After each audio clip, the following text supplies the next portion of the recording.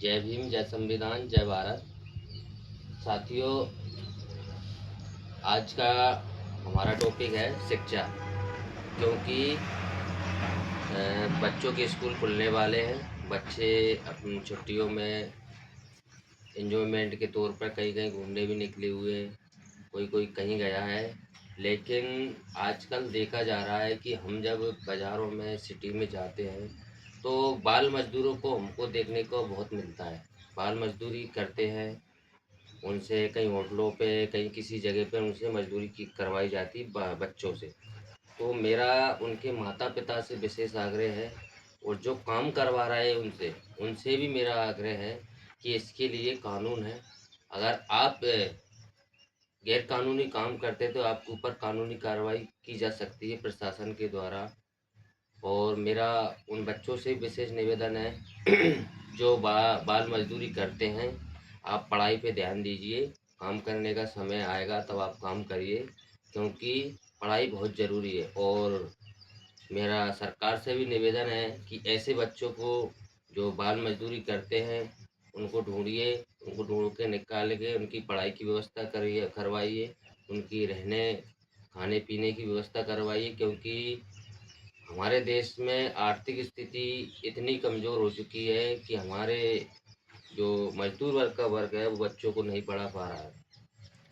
अब आप देखिए, हमारे इधर से जैसे गुना ज़िले से हमारे जो एसटी एससी ओबीसी वर्ग के लोग हैं, वो यहाँ पर रोज़गार नहीं मिल पाने के कारण वो बाहर जा रहा है। कहीं राजस्थान, गुजरात, महाराष्ट्र ऐसी जगहों पे जाकर हमारे लोग काम कर रहे हैं और बच्चों को भी ले जा रहा है। इससे बच्चे नहीं पढ़ पा रहे हैं, उनका एडमिशन नहीं हो पा रहा है। वो बच्चे वहाँ जाकर वो भी काम करते हैं। तो मेरा प्रशासन से भी निवेदन है कि आप रोज़गार उनको उन्हीं की जगह पर दिलवाने का काम करें, जिससे उनको रोज़गार पूरी तरीके से मिल सके और उनके बच्चों का भविष्य भी बन सके। तो आगे अब बच्चों के स्कूल खुलने वाले हैं, और विशेषकर सभी माता पिताओं से मेरा आग्रह है कि अपने बच्चों को स्कूल भेजिए, पढ़ने लिखने के लिए भेजिए। क्योंकि शिक्षा वो शेरनी का दूध है, जो पिएगा वो दहाड़ेगा। बाबा साहब अम्बेडकर ने शिक्षा ग्रहण करके हमको हक अधिकार कानून दिए हैं।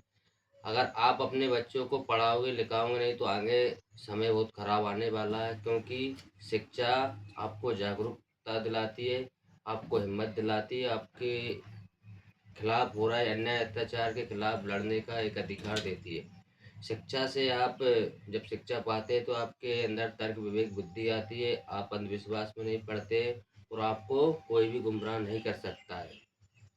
हम देखने को जब देखते हैं कि अनपढ़ लोग होते हैं, उनको कोई भी गुमराह कर देता है। पढ़ा लिखा आदमी कुछ भी मनमानी उनसे काम करवाता है, या उनसे कोई भी काम करने का पैसा लेता है तो मनमानी तरीके से करता है। जब आपके बच्चे पढ़ लिख जाएंगे तो वो सोच समझकर अपना जो जीवन यापन है वो करेंगे, और शिक्षा पाकर वो अच्छी अच्छी पोस्टों पर भी पहुंचेंगे। कोई अगर अच्छी पोस्ट पर पहुंच गया है, एसपी, कलेक्टर, डीएसपी, एसडीएम, तहसीलदार, पटवारी, या इंजीनियर, या बड़ी बड़ी कंपनियों में मैनेजर, डीजीएम पोस्ट, ऐसी बड़ी बड़ी पोस्टें हैं। उन पोस्टों पे पहुंच गया तो एसटी एससी, जहाँ जातिवाद होता है कुछ गांव में एसटी एससी के लोगों के साथ, वो जातिवाद भी शिक्षा से ही खत्म हो सकता है। क्योंकि शिक्षा ही सारी दुखों का मुक्ति का कारण है। शिक्षा आर्थिक रूप से भी आपको मजबूत करेगी, सामाजिक रूप से भी आपको मजबूत करेगी, और राजनीतिक रूप से भी शिक्षा ही मजबूत करेगी। इसलिए हमारे जो बहुजन महापुरुषों का मिशन है, मूवमेंट है, उसका पहला स्टेप शिक्षा ही है। अगर हम शिक्षा नहीं पाएंगे और जय भीम चिल्लाते रहेंगे तो उससे भी कुछ होने वाला नहीं है। क्योंकि बाबा साहब अम्बेडकर ने कहा है कि प्रथम आपका जो स्टेप है वो शिक्षित बनो, संगठित करो, संघर्ष करो। आप अगर बिना पढ़े लिखे, बिना एक्सपीरियंस के, बिना ज्ञान के अगर आपकी लड़ाई लड़ने गए तो आपकी हार निश्चित है।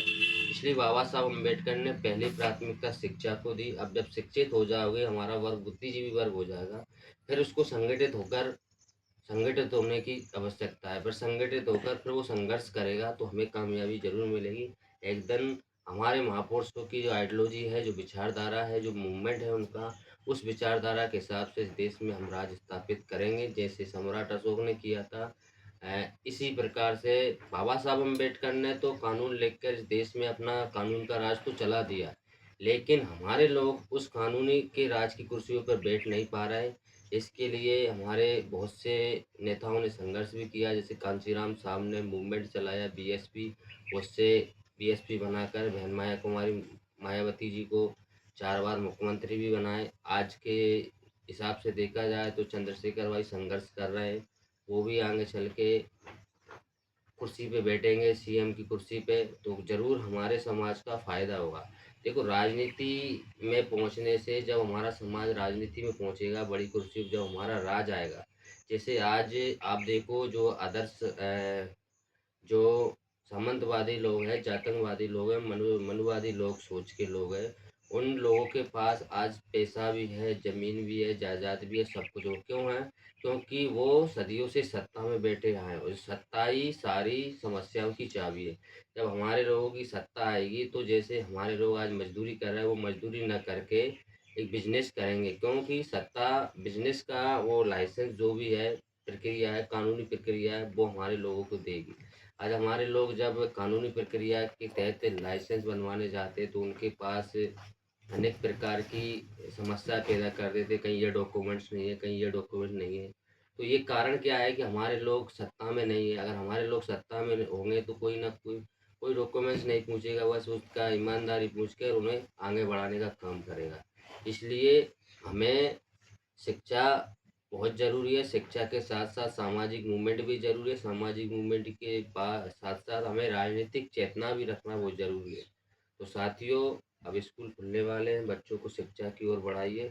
शिक्षा से हमारा भविष्य भी बनेगा, बच्चों का भविष्य बनेगा। इसी के साथ जय भीम, जय संविधान, जय